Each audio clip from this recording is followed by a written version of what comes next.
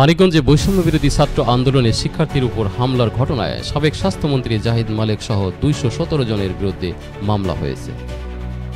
বৈষম্য বিরোধী ছাত্র আন্দোলনের ৯ মাস পর গতকাল সোমবার দুপুরে আন্দোলনের সমন্বয়ক মেহরাব হোসেন বাদী হয়ে চিফ জুডিশিয়াল ম্যাজিস্ট্রেট আদালতে এই মামলা করেন।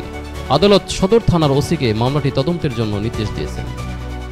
মামলায় আসামিরা হলেন সাবেক স্বাস্থ্যমন্ত্রী জাহিদ মালেক স্বপন, মানিকগঞ্জ ১ আসনের সাবেক এমপি এস.এম. জাহিদ, সাবেক এমপি নাইমুর রহমান দুর্জয়, জেলা আওয়ামী লীগের সভাপতি গোলাম মহিউদ্দিন, সাবেক পুলিশ সুপার গোলাম আজাদ খান, সদর থানার তৎকালীন ওসি হাবিল উদ্দিন ও একাধিক পুলিশ কর্মকর্তা সহ ২১৭ জনের নাম উল্লেখ করা হয়েছে।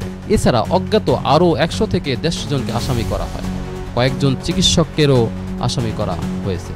মামলায় ২০২৪ সালের ১৮ জুলাই সকাল ১০টায় মানিকগঞ্জ জেলা আইনজীবী সমিতির ১ নং ভবনের সামনে থেকে বের হওয়া ছাত্র জনতার প্রতিবাদ মিছিলে সশস্ত্র আক্রমণের ঘটনা উল্লেখ করা হয়। আহতরা সংশ্লিষ্ট হাসপাতালে গেলে তাদের চিকিৎসা না করে বের করে দেওয়া হয় বলেও এজাহারে উল্লেখ করা হয়।